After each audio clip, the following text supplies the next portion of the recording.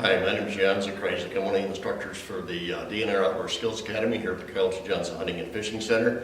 We're going to talk a little bit about some of the tackle and equipment that you may want to bring with you if possible for the clinic this weekend.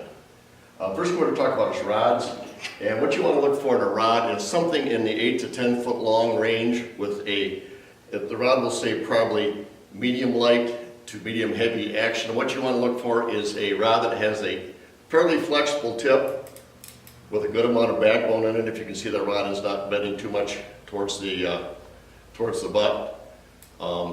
Something along that range more. This next one is a little bit stiffer, but it has the same basic type of action. That's kind of what we want to look for, something along that line. Like I said, it will probably say, it may say Steelhead or Salmon on it. What you want to look for is one something. It has a fairly flexible tip. What we don't want to see is a rod like this that's a real heavy, stiff rod. You don't need that for steelhead fishing. The other option we need to talk about is your reel. And the reel should be something, you can see about the size. These are generally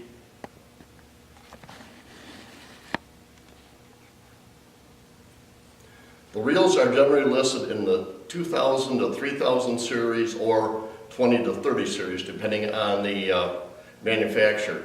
What you want to look for is a reel that will hold 125 to 175 yards of 8 to 10 pound test mono. If possible, try and buy one that has a good drag system on it, something relatively smooth, and that should do just fine. The other thing what we need to talk about is the line. The line you want to look for in a mono is something that's relatively supple, something like a Trilene XL, P-line, original strand, something along that line. Because that will work best for casting and handles real well when it's fairly cold out. Then your leader material would be something in the, the line should also be in the 8 to 10 pound test for your main line. Leader line, you'd want something in the 6 or 8 pound test, either clear mono or fluorocarbon. This is where you may look for a monofilament that has a little more abrasion resistance, similar to a Maximo or something along that line. Just make sure it's clear. Other than that, that should pretty well cover the rods and reels and some of the stuff that you may already have on hand that you can bring with you. In addition to the rods and reels we talked about, some of the other things you probably will need to bring with you, or you will need to bring with you, are something like waders or hip boots, at least hip boots.